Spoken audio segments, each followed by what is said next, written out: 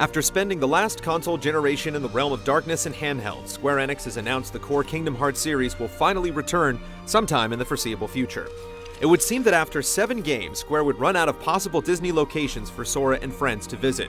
But with many of the franchises still untapped, and the company gobbling up other companies, there were plenty of choices available. Marvel, while tempting, seemed too far out of left field, and classics like Fox and the Hound or the Aristocats wouldn't adapt well to the action RPG style of gameplay. We chose to stick to the entities that would fit best with Sora's penchant for platforming and lock-on combat, and came up with the following worlds we want in Kingdom Hearts 3.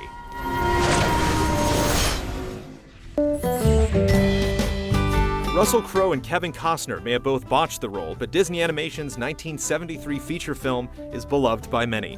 The realm of Nottingham is a perfectly contained world with a fantasy aesthetic that would be new to the series, as well as a dashing lead with unmatched ranged ability and thirst for adventure. Players could compete in tournaments and scale the walls of Nottingham Castle while rescuing Maid Marian from the clutches of the evil sheriff. The movie is a legendary release for the Disney studio, and it's surprising we haven't encountered it yet.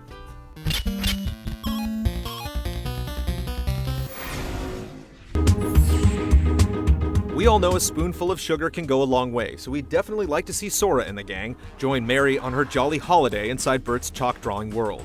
The vibrant art style would suit the series well, and familiar game mechanics could cleverly implement the merry-go-round horse race, as well as the delightful penguin waders. With her rosy cheeks and tendency to play games all sorts, it's clear Mary could lend her aid in the battle against the darkness, and make the hearts of any heartless beat like a big brass band.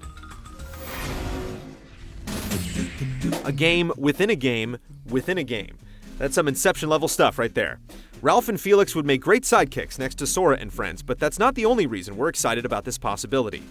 The film included a long list of iconic heroes and villains from some of our most beloved game franchises, opening up the possibility of more crossover potential that would make us jump for joy.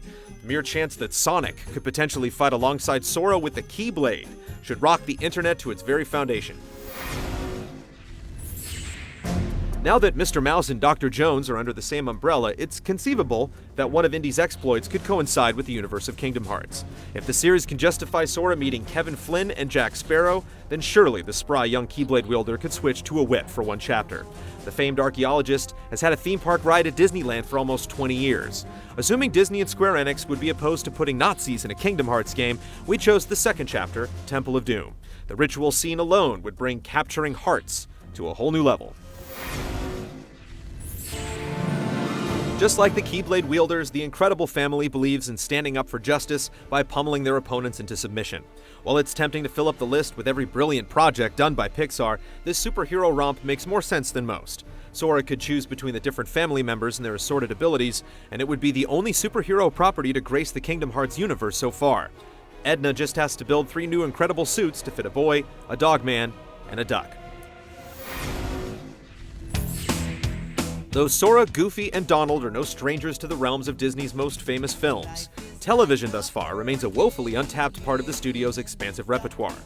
Imagine, if you will, a Keyblade portal to one of its most cherished afternoon shows, DuckTales, giving players not only an opportunity to rub feathers with Donald's famous flock, but also to match wits with the likes of Murloc, Magica De Spell, and the Beagle Boys. Moreover, a hop, skip, and jump over the bridge leads you to the seedy streets of St. Canard, home to Darkwing Duck and a ragtag lot of supervillains. With almost 200 combined episodes of material to draw from, the potential for plotlines and interactions within this Ducktopia would give Square Enix plenty of creative freedom to shine and roam.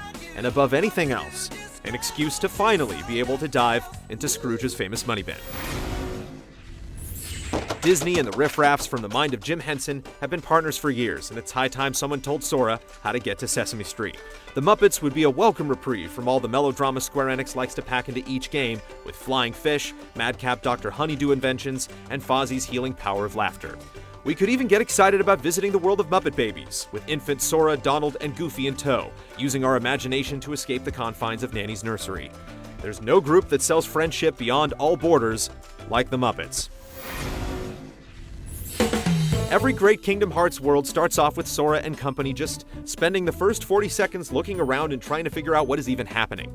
Toy Story is a fantastic universe for this kind of thing. Everyone becomes a plastic toy, the humans are giants, and you can't let them see you move, and a giant pink bear that smells like strawberries is your apparent final boss. The way that Toy Story movies are able to find a balance between high stakes and whimsy makes the franchise a perfect fit for the Kingdom Hearts series. Traveling to the film's iconic Toontown with its who's who of A-list toon celebs is more than enough to get our eyes popping from their sockets. And seeing Sora team up with the likes of Roger, Baby Herman, and Jessica Rabbit to deal with the threat of the weasels and the dreaded dip would make us downright giddy. It saddens us that Bob Hoskins is retired, but we would love to see Christopher Lloyd step back into the shoes of Judge Doom. Keyblade lightsabers, anyone? This pairing, however nonsensical, is just too good to pass up. Not to mention the fact that we've already seen Donald and Goofy dressed as several characters from Star Wars. Of course, we would favor the older trilogy over the new, but with episodes 7, 8, 9 coming out, who knows what surprises could possibly be in store for our heroes when they enter Lucas's domain. All we're certain of is Sora needs to learn the Force, Yen Sid and Yoda need to share their knowledge, and the Gummy Ship needs to travel to a galaxy far, far away.